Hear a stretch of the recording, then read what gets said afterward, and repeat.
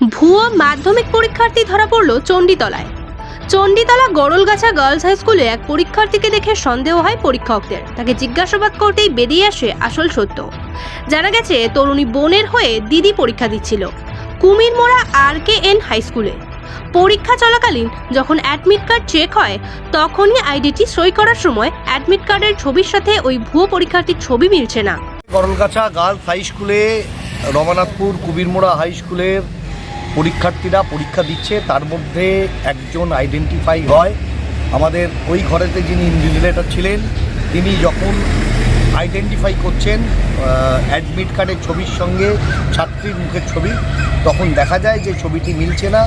তখনই তিনি জিজ্ঞাসাবাদ করেন এবং পরবর্তী সময় জানা যায় পরীক্ষার্থী আসলে হচ্ছে যিনি পরীক্ষা দিতে এসেছেন তার বোন।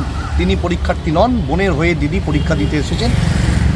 সঙ্গে সঙ্গে ব্যাপারটা ওখানকার যিনি সেন্টার ইনচার্জ রয়েছেন, সেন্টার সেক্রেটারি রয়েছেন, তাকে জানান। তারা প্রয়োজনীয় যা যা ব্যবস্থা নেবার সঙ্গে সঙ্গে প্রম্পট অ্যাকশন নিয়েছেন, সেই ব্যবস্থা নিয়েছেন। চণ্ডীতলা থানাকে জানানো হয়েছে, চণ্ডীতলার বিডিও সাহেব এবং এখানকার SI সাহেবকে জানানো হয়েছে। তারা তৎক্ষণাৎ সেখানে পৌঁছন এবং পৌঁছে চণ্ডীতলা থানার পুলিশ সেই ভুয়ো পরীক্ষার্থীকে অ্যারেস্ট করে এবং FIR হয় এবং সেই FIR হয়ে তার বিরুদ্ধে আইনানুগ ব্যবস্থা যা নেবার সেটা পুলিশ নিয়েছে।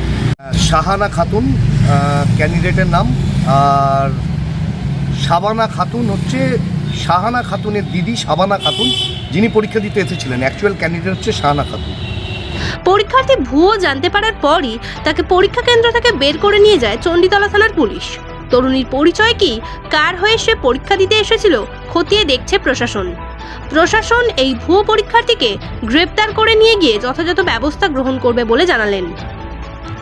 দক্ষিণ 24 পরগনা থেকে তপন কুমার দাসের রিপোর্ট, SD ওয়ার্ল্ড নিউজ।